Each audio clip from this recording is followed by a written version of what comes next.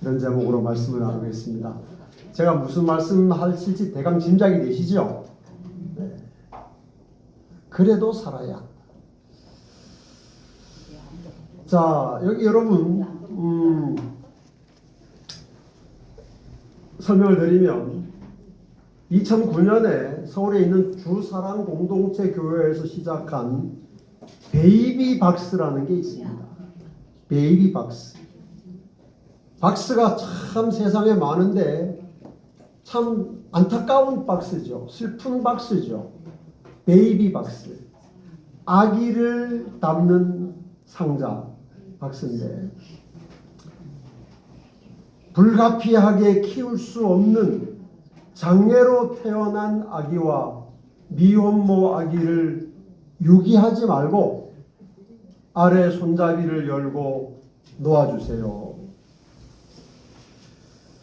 이 주사랑교회 목사님이 어떻게 하다가 그 교회에 버려진 다운 증후군 아이를 돌보게 되면서 이 땅에 이렇게 버려지는 아이들이 많이 있구나. 그래서 그 버려지는 아이들을 위해서 이렇게 베이비 박스를 만들어 놓고 뭐 미혼모이거나 또 장애로 태어나서 부모들이 아주 키우기를 포기하고 버리려고 하는 아이를 아무데나 버리지 말고 여기다가 넣어두면 우리가 잘 키우겠다.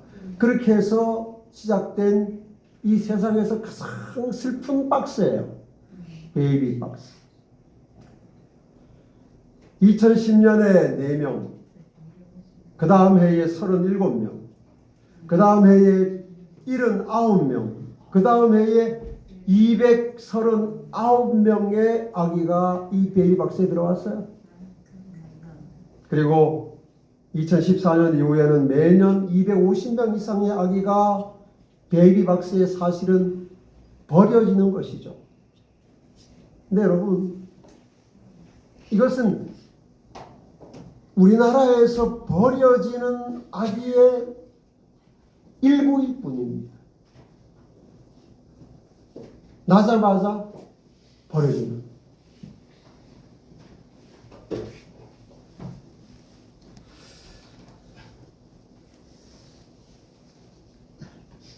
저도 이제 내 손주의 할아버지가 되어서 이 아이들을 볼 때마다 이렇게 부모의 사랑을 받지 못하고 버려지는 아이들을 생각하면 정말 깊이 마음이 아파요. 여러분, 우리가 이렇게 버려졌다고 해서 일평생 불행하게 사는 건 아니지만, 그러나 행복하게 살지 못할 가능성이 훨씬 크게 이 아이들은 인생을 시작합니다.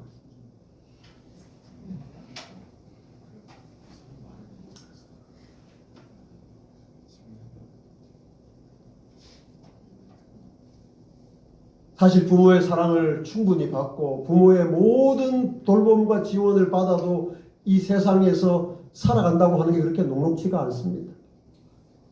필요한 게 너무 많고 해결해야 될 일이 너무 많아서 부모의 따뜻한 사랑과 적극적인 지원을 받아도 인생살이가 힘든데 이렇게 나면서부터 버려진 아이는 도대체 어떻게 살아갈 수 있을까? 그리고 왜 살아야 할까? 자기가 선택한 인생도 아니잖아요.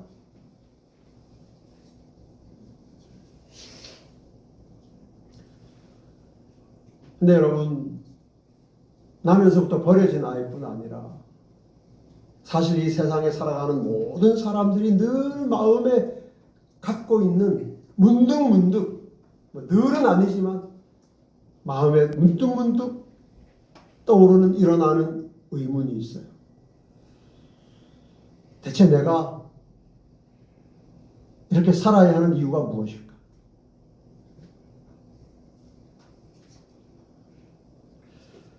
특히 인생이 고달프고 힘들수록 이 질문은 모든 사람들의 마음에서 떠나지를 않습니다.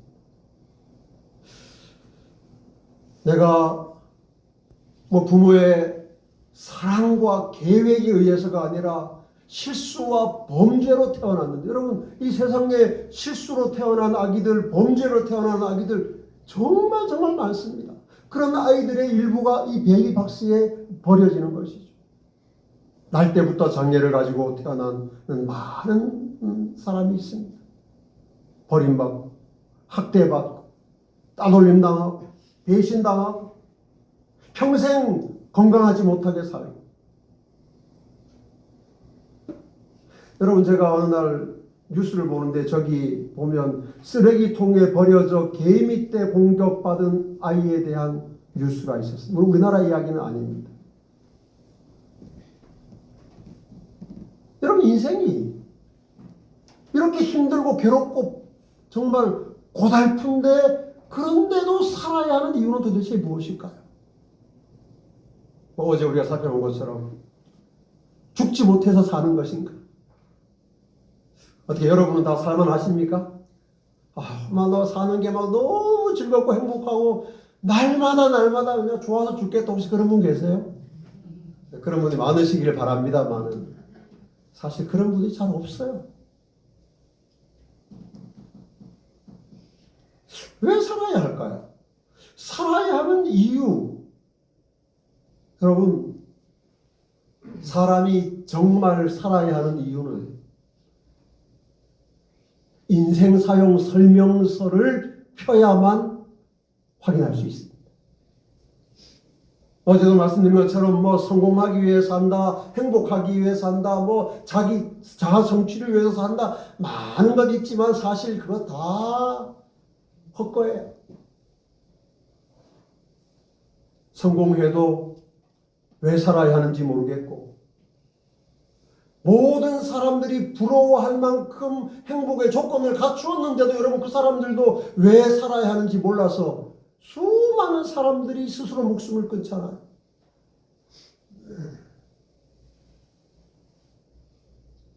살아야 하는 이유가 뭘까요? 여러분, 여기 인생사용 설명서에 살아야 하는 이유에 대해서 이렇게 기록되어 있습니다. 한번 잘 보십시오.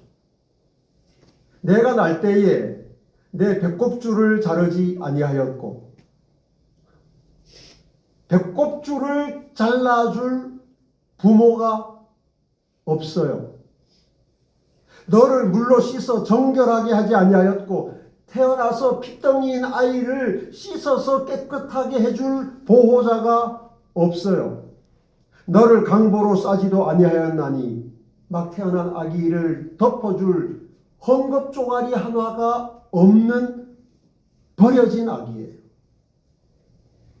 필연적으로 내가 나던 날에 내 몸이 천하게 여겨져 내가 들에 버려졌느니라. 베이비 박스도 아닙니다. 네, 아무도 관심 갖지 않아요. 여러분, 이 어린 아이가 들에 버려졌으니 살 수 있겠어요? 어떻게 삽니까? 짐승이 와서 한 번만 확 깨물면 죽어요.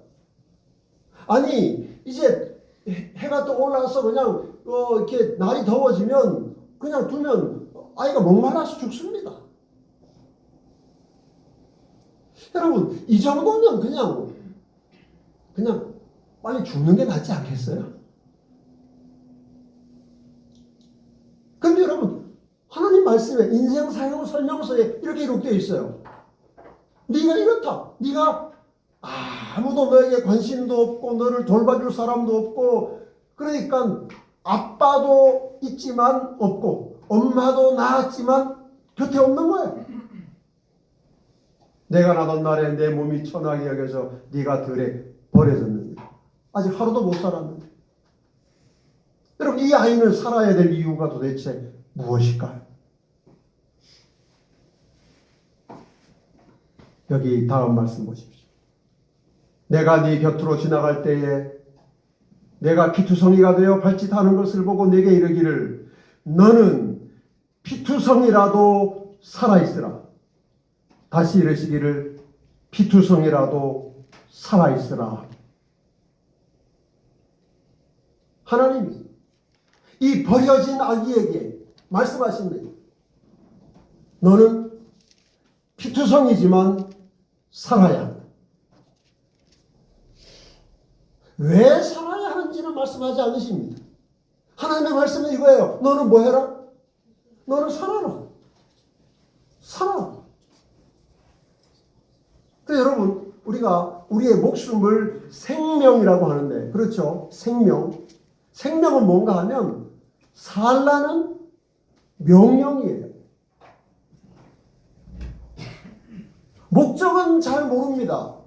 각 태어난 아기가 살아야 될 이유, 살아야 될 목적 뭘 알겠어요? 몰라요. 말해줘도 모릅니다. 그러나 모든 생명이 이 땅에 태어날 때 수많은 사람들의 기다림과 박수와 환호 속에 태어나든지 아니면 아무도 모르는 사이에 정말 우리가 읽은 말씀처럼 들에서 버려진 듯이 태어나든지 모든 인간은 하나님께로부터 명령을 받고 태어나는 거예요.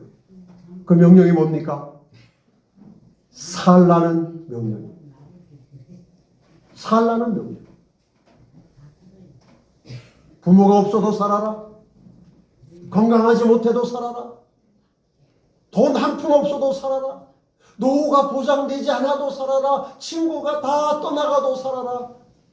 10번 망하고 20번 망해도 살아라. 그거예요. 너는 피투성이라도 살아있으라. 이것이 우리가 살아야 되는 이유입니다. 행복? 아니에요. 성공? 아니에요. 성공하지 못해도 살아야 합니다. 행복하지 못해도 살아야 합니다. 일평생 하루도 건강한 날이 없어도 살아야 합니다. 왜냐하면 우리에게 생명을 주신 하나님께서 우리에게 너는 살아있으라고 명령하셨기 때문입니다.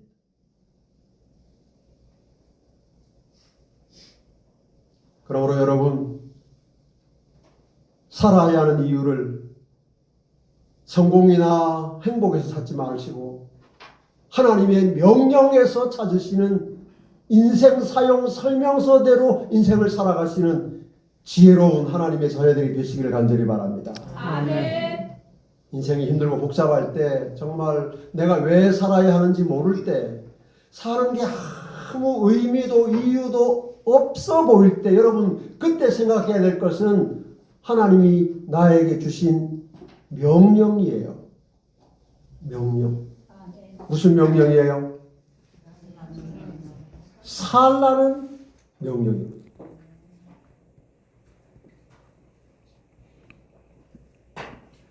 여러분, 제가 오늘 이 살라는 명령에 순종한 스테파니 페스트라고 하는 한 여인의 이야기를 좀 길게 여러분에게 소개해 드리겠습니다.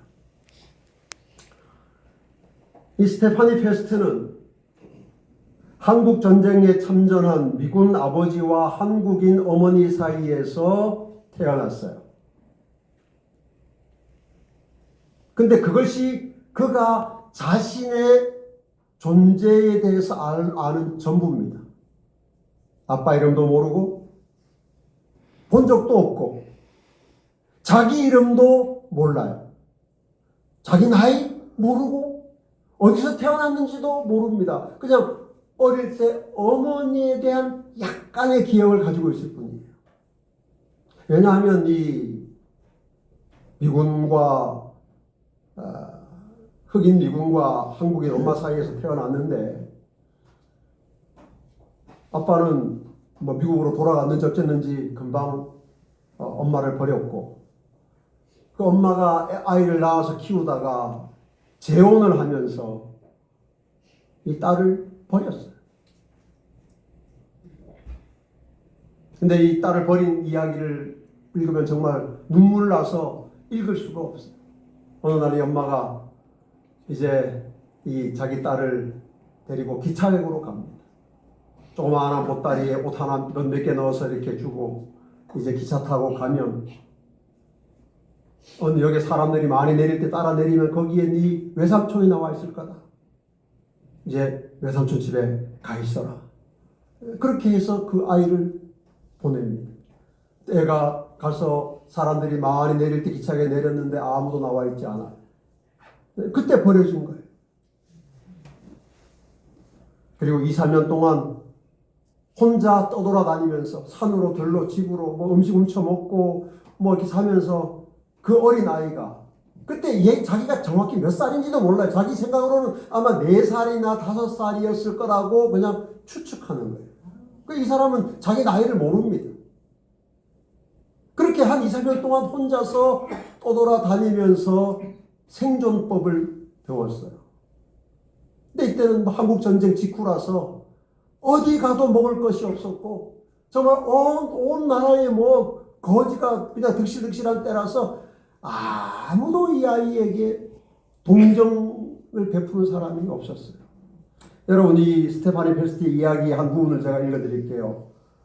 들쥐를 잡으면서 참고 기다리는 법을 배웠지요. 들쥐가 고개를 쏙 내밀면 도로 구멍으로 들어갈 틈을 주지 않고 획 잡아챘어요. 껍질과 귀와 꼬리까지 거의 다 먹었습니다. 이렇게 살았어요. 그러니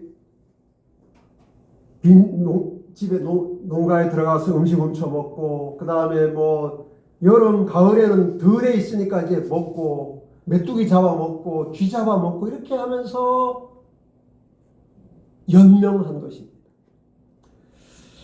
여러분, 여기 한 대목을 제가 읽어드리겠습니다. 한 번은 먹을거리를 훔치다가 농부들에게 잡혔는데 그들이 저를 버려진 우물 같은 곳에 던졌어요. 제가 거기서 죽기를 바란 거죠. 헤엄칠 줄 몰랐기 때문에 겁이 났어요.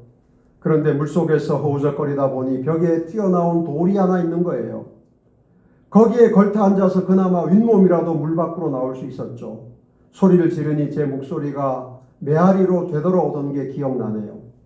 하지만 저를 구하러 오는 사람은 아무도 없었어요. 솔직히 이렇게 죽는구나 하는 생각이 들더군요. 사실 그것도 괜찮았어요. 그래, 이 돌만 놓으면 나는 죽을 수 있어. 그렇게 생각했습니다. 그런데 어스름역에 어떤 할머니의 목소리가 들렸어요. 얘야, 너 거기 있니?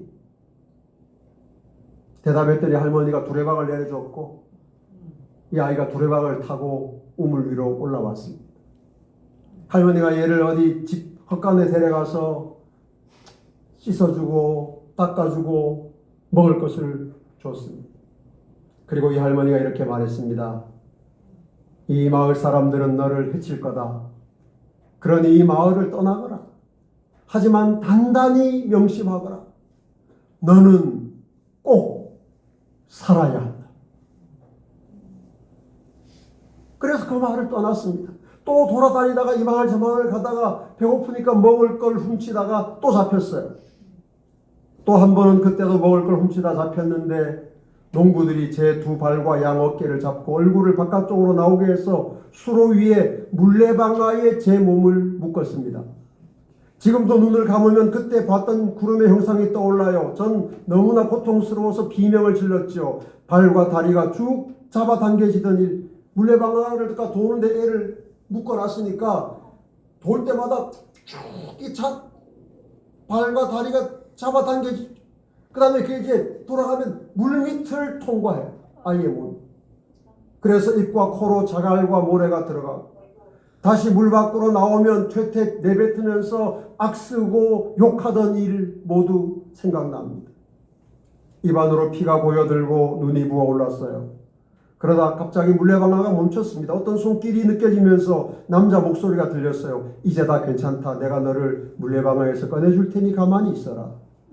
그분은 손수건을 꺼내 저를 최대한 깨끗이 닦아주고는 마실 물을 주셨습니다.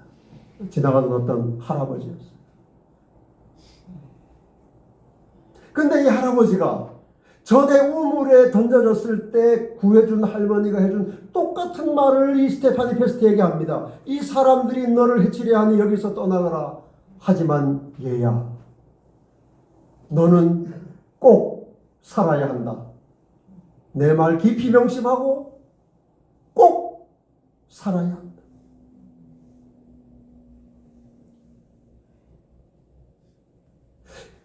이때 이 이 아이가 7살쯤이었는데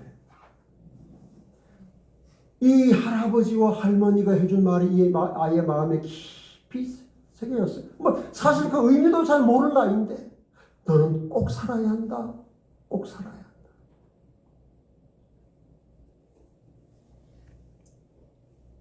이렇게 해서 이 스테파니 페스트가 그 마을을 떠나서 또 여기저기를 돌아다니다가 대전까지 갔어요. 대전에 갔더니 전쟁 후에 이제 다리 밑에 농마, 그 다음에 거지 아이들 많이 있는 어떤 그런 곳에 이렇게 거기까지 흘러 들어가게 되었습니다. 갔더니 여러 아이들이 있고 또 좀 나이 많은 거기서 생전 처음으로 다른 사람들과 함께 생활하게 됐어요. 너무 좋았다고. 밥도 같이 먹고 지금까지 버려진 다음부터 늘 혼자 있는데 밥도 같이 먹고 잠도 같이 자고 이야기도 하고 하니까 너무 좋았다. 근데 얼마 지나지 않아서부터 좀 나이 많은 남자아이들이 7살밖에 되지 않은 스테파니 페스트를 유린하기 시작했어요. 여러 남자들에게. 근데 얘는 그때 그것이 무슨 의미인지도 모르고 내가 다른 사람들과 함께 어울려 살려면 이런 일을 당해야 하는구나. 그러고 참은 거예요. 무슨 의미인지도 모르고. 그러다가 얘가 콜레라에 걸려서 비럭지를 못하게 되니까 쫓아내버려요. 가다가 쓰러져서 어떤 폐 건물 더미 속에 이렇게 죽을 상황이 됐어. 이제는 더 이상 내가 살 수 없겠구나, 죽겠구나 하는 상황이 되었다가 눈을 떠보니까 어떤 곳에 와 있고 누군가가 따뜻한 눈으로 자기를 바라보는 것을 알게 됐습니다. 그럼 누군가 하면 스웨덴 출신의 월드비전 간호사인 아이리스 에릭슨이라는 분이었어요. 이 사람이 월드비전 간호사로 이제 전쟁 후 한국에 와서 어린 고아들, 그러니까 이 스테파니 페스트처럼 나이가 많은 고아들 아니고 아주 어린 고아들을 찾아서 그 애들을 보호하고 또 외국으로 입양 보내고 하는 일을 하고 있었는데 어느 날 길을 지나다가 이 스테파니 페스트가 신음하는 소리를 들은 거예요. 근데 가보니까 이미 그때까지 너무나 많은 그런 아이들을 봤기 때문에 틀림없이 이 아이는 죽을 거라는 생각이 들었다. 살 수 없다 얘는. 그런 걸 많이 봤으니까요. 그래서 그냥 그 아이를 지나쳐 가려고 하는데 그 아이리스 에릭슨의 귀에 아주 천둥 같은 소리가 들리더라고요. 그 아이는 내 것이다. 그 아이는 내 것이다. 그래서 이 아이리스 에릭슨이 이 스테파니 페스트를 차마 버리지 못하고 그 아이를 데리고 고아원으로 온 것입니다. 그래서 목숨을 건졌어요.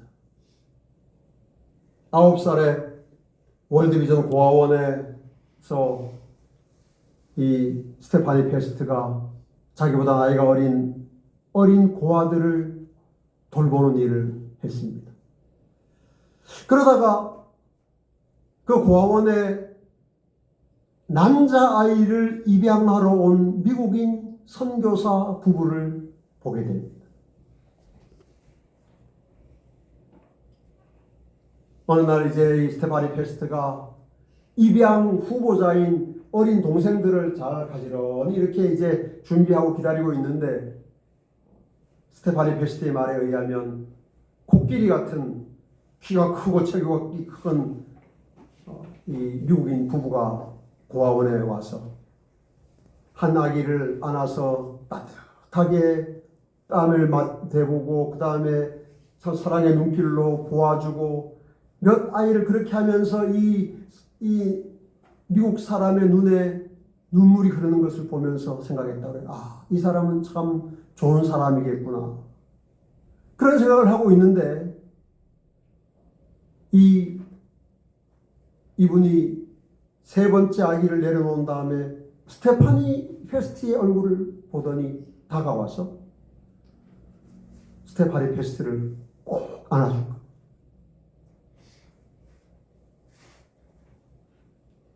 태어나서 처음으로 그런 따뜻한 사랑을 이 스테파니 페스트가 느낀 거예요.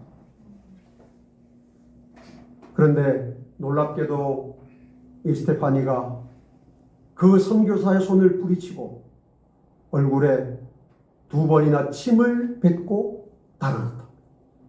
자기도 왜 그랬는지 모르겠다는 거예요. 근데 다음날 원장실로 오라는 이제 전달을 받았습니다. 어제 내가 그렇게 해서 오늘 매를 무척 맞거나 아니면 여기서 쫓겨나겠구나. 이제 그런 생각을 가지고 원장실에 갔더니 어제 왔던 그 두 미국인이 있었습니다. 그분들은 미국에서 막 도착한 선교사 부부였는데 원래 전쟁고와 아들을 입양하러 왔다가 자기의 얼굴에 2번이나 침을 뱉은 이 상처 많은 스테파니 페스트를 입양하기로 결심한 겁니다. 근데 이 스테파니 페스트는 그때 입양이라는 것이 뭔지 모르기 때문에 이제 이분들 따라가라고 하니까 뭐 어떻게 생각했는가 하면 내가 너무나 큰 잘못을 저질렀기 때문에 이제 이 집에 가서 식모를 해야 되는구나. 이제 그렇게 하고 이 두 사람을 따라갔습니다. 냉장고, 수세식 변기, 침대를 그때 처음 봤어요. 와, 여기서 일하면 재미있겠다는 생각이 들었죠. 그때 한국에서는 부자들만 먹을 수 있던 달걀도 있었어요.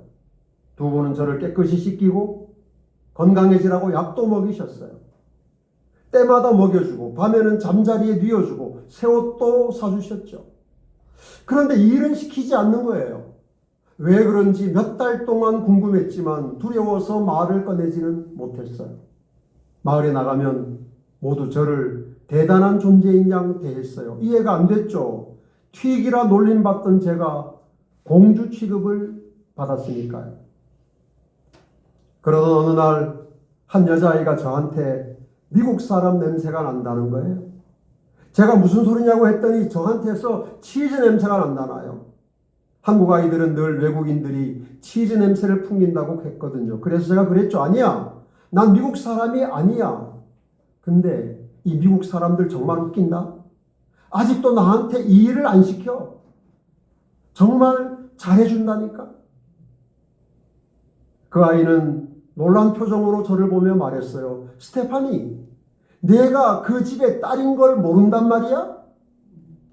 그때까지 저는 한 번도 그렇게 생각한 적이 없었어요. 그래서 그랬죠. 아니야. 난 그 집의 딸이 아니야. 그랬더니 그 아이가 넌 그 집의 딸이야. 넌 그 집의 딸이라고 그러더군요. 정말 충격이었어요. 돌아서서 언덕 위 우리 집으로 달려가면서 이런 생각을 했습니다. 나는 이 집 딸이다. 딸이다. 딸이다. 그래서 나를 이렇게 대했구나. 그래서 아무도 나를 때리지 않았구나. 그래서 아무도 나를 튀기라 부르지 않았구나. 나는 이 집의 딸이다. 집 안으로 달려들어간 나는 의자에 앉아있던 엄마에게 한국말로 외쳤어요.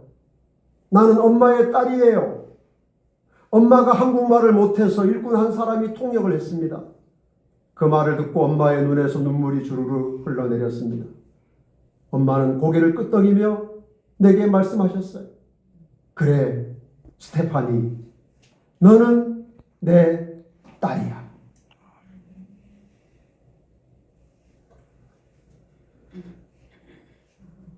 여러분, 여기 스테파니를 입양한 선교사 부부와 스테파니의 사진입니다.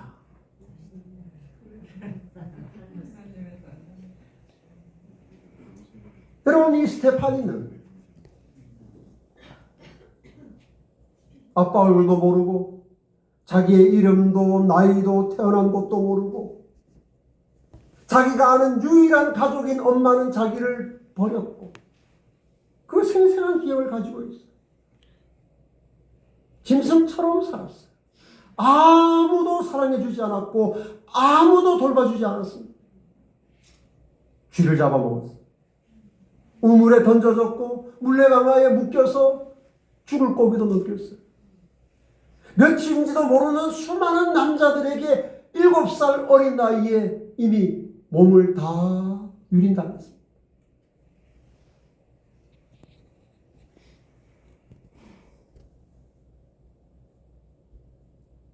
근데 여러분, 이 스테파니는 왜 살아야 했을까요?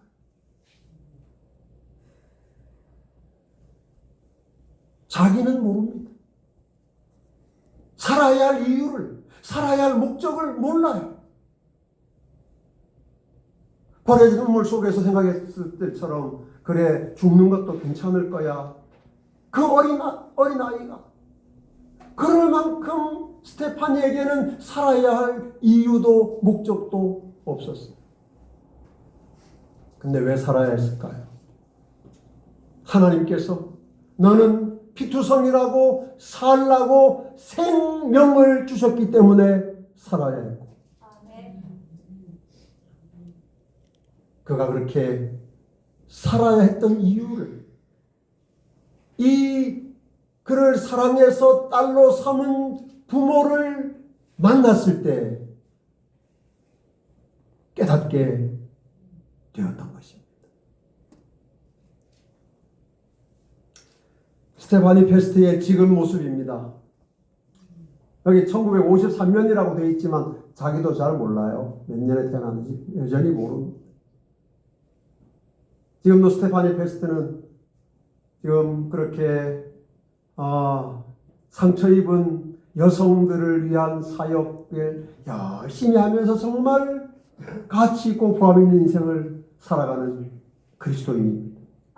그런데 여러분, 스테파니 페스트가 이 모든 이야기의 끝에 이런 고백을 남겼습니다.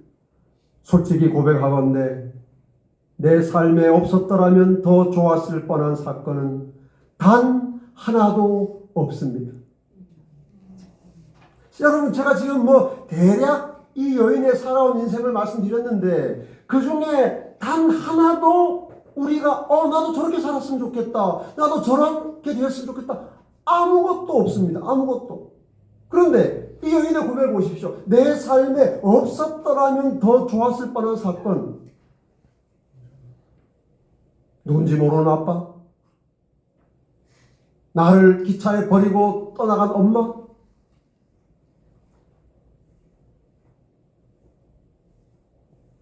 쥐를 잡아먹는 비참한 삶, 우물에 버려지고 물레방아에 묶이고 수많은 남자들에게 유린당하는 그 모든 사건, 내 삶에 없었더라면 더 좋았을 뻔한 사건은 단 하나도 없다고 이 여인이 고백하는 이유가 무엇일까요? 그것은 내 삶에 일어난 모든 일이 나를 예수님께 인도했기 때문이다. 아멘.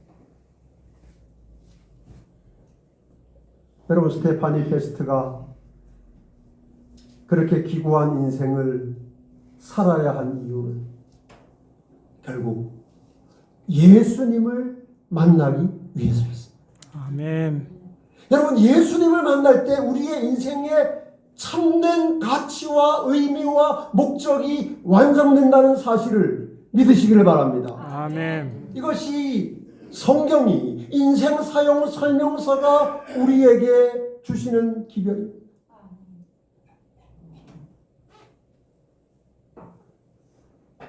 여러분, 예수님 없는 성공, 인생의 목적이 될 수 없고, 예수님 없는 행복, 우리의 진정한 행복이 될 수 없습니다. 우리의 인생이 말할 수 없는 고난과 아픔과 상처로 점철된다 할지라도 그것들을 통하여 우리가 예수님께로 나갈 수 있다면, 예수님을 만날 수 있다면 우리는 그래서 살아야 하고, 그래서 우리의 인생을 귀하고 가치 있게 여겨야 하는 것입니다. 여러분, 여기 요한복음 4장에 스테파니 페스트와 비슷한 정말 기구한 운명의 한 여인의 이야기가 있습니다. 예수님이 야고보의 물에서 만난 이 여인은 여러분 이렇습니다. 너는 남편이 5이 있었고 지금 있는 자도 내 남편이 아니니.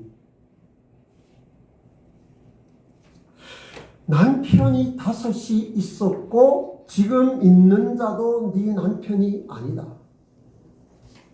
여러분, 한 여자의 인생이 이렇게 복잡할 수 있을까요?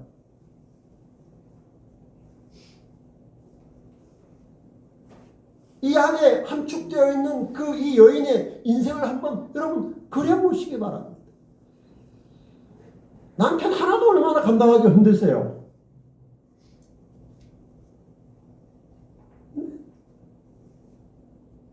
뭐 이유는 모르지만 5 남자에게 배신을 당했는지, 아니면 이 여자가 5 남자를 배신했는지, 그건 우리가 할 수 없지만, 그러나 그 과정에 이 여인이 어쨌든 받을 수밖에 없었던 상처와 아픔을, 또 이 여인에 대한 세간의 비난과 조롱을 한번 생각해 보십시오.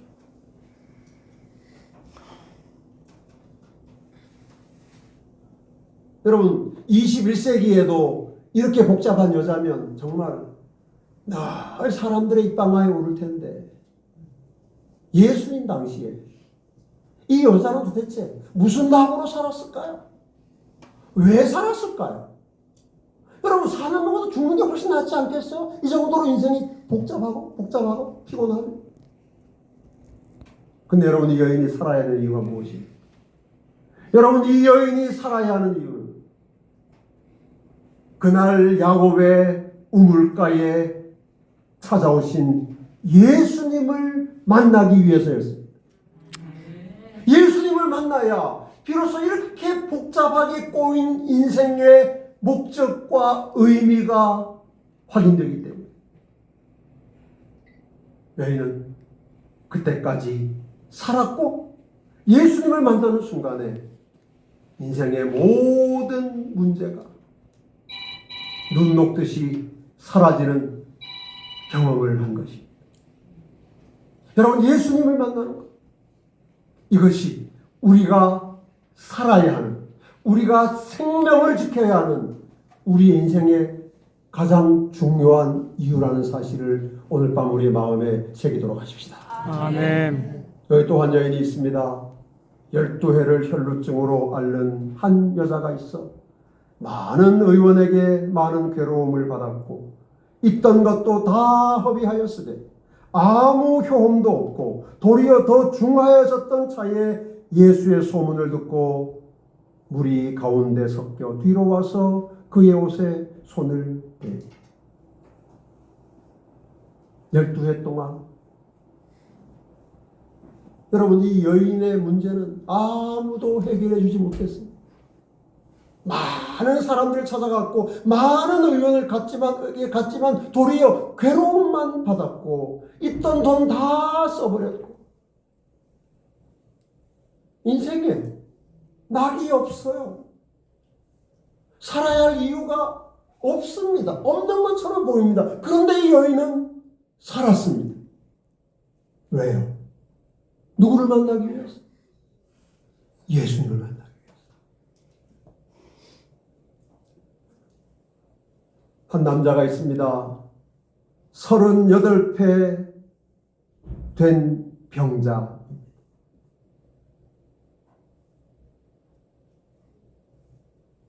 (38년) 동안 꼼짝 못하는 이 남자는 사람 구실, 남자 구실, 가장 구실, 자식 구실, 아니 이 세상의 한 구성원의 구실 아무것도 못하는 이 비참한 남자는 도대체 왜 살아야 합니까? 이런 사람도 살아야 할 이유가 있을까요? 있습니다. 하나님께서 그에게 너는 피투성이라도 살라고 명령하셨기 때문입니다. 그래서 살아야 합니다. 그렇게 살다 보면 어느 날 우리 앞에 서시는 예수 그리스도를 만나게 되는 것이고, 예수 그리스도를 만나는 순간에 비로소 우리는 우리의 인생의 참된 의미와 가치와 목적을 확인할 수 있게 되기 때문입니다. 아멘. 그러므로 사랑하는 여러분, 인생 사용 설명서에 기록된 대로 여러분은 예수님을 만나기 위해서 사시기 바랍니다. 아멘. 이미 여러분이 예수님을 만나셨다면 이제 그분을 믿음의 눈이 아니라 여러분의 실제 육신의 눈으로 그분을 만나기 위하여, 그리스도를 바라보기 위하여 살아가시기를 바랍니다. 아멘. 로마서 8장 23절에 이렇게 아름다운 말씀이 있습니다. 이뿐 아니라 또한 우리고 성령의 처음 익은 열매를 받은 우리까지도 속으로 탄식하여 양자될 것, 곧 우리 몸의 구속을 기다립니다. 아멘. 여러분, 스테파니 페스트는 자기가 그렇게 좋은 아빠와 엄마의 양녀가 될 것을 전혀 모르고도 살았습니다. 인생에 아무런 희망도 기대도 없이도 살았습니다. 그렇게 살았는데도 어느 날 스테파니 페스트는 큰 은혜로 말미암아 그의 삶의 모든 필요를 채워주는 아빠와 엄마의 딸이 되었습니다. 여러분, 하나님께서는 우리에게 스테파니 페스트와는 비교할 수 없을 만큼 큰 은혜를 주셨는데 우리에게 이미 약속을 주신 것입니다. 앞으로 우리가 하나님의 자녀가 될 것, 곧 우리 몸의 구속의 약속을 주셔서 우리가 오늘 이 복잡하고 힘들고 괴로운 인생을 살아야 할 분명한 방향과 목적과 의미를 말씀해 주신 것입니다. 여기 우리 요한일서 3장 1절 말씀을 다 같이 한번 읽도록 하겠습니다. 시작. 보라, 아버지께서 어떠한 사랑을 우리에게 주셔서 하나님의 자녀라 일컬음을 얻게 하셨는고 우리가 그러하도다. 그러므로 세상이 우리를 알지 못함은 그를 알지 못함이다. 여러분, 아버지께서 우리에게 주신 사랑이 어떤 사랑입니까? 하나님의 자녀라 일컬음을 얻는 사랑. 하나님의 자녀. 여러분, 스테파니 페스트가 미국인 선교사 부부의 딸이 되기 전에는 세상에서 가장 천대받는, 멸시받는, 놀림받는 아이였어요.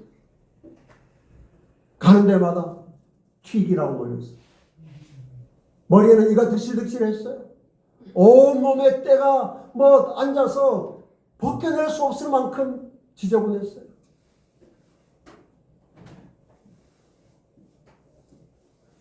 영양실조로 스테파니 페스트가 9살 때도 몸무게가 15kg밖에 나가지 않았다고 했어요.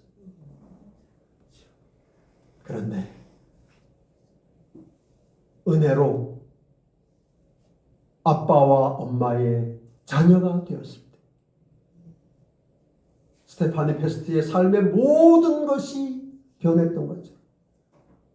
우리가 하나님의 자녀가 될 때 하나님께 속한 모든 것이 우리의 것이 된다는 사실을 믿음으로 받아들이십시다. 아멘. 말씀을 마치면서 여러분께 여쭙고 싶습니다. 여러분은 왜 사십니까? 무엇을 위해서 사십니까? 여러분의 인생의 목적이 무엇입니까? 예수님을 만나기 위해서 사시기 바랍니다. 아멘. 예수님을 더 가까이에서 만나고 예수님을 더 깊이 만나고 예수님을 더 온전히 만나기 위해서 하루하루를 살아서 살라고 하신 하나님의 명령에 순종하고 그 사명을 온전히 이루어내는 이 귀한 집회에 참여한 모든 믿음의 가족들 되시기를 주님의 이름으로 축복합니다. 아멘.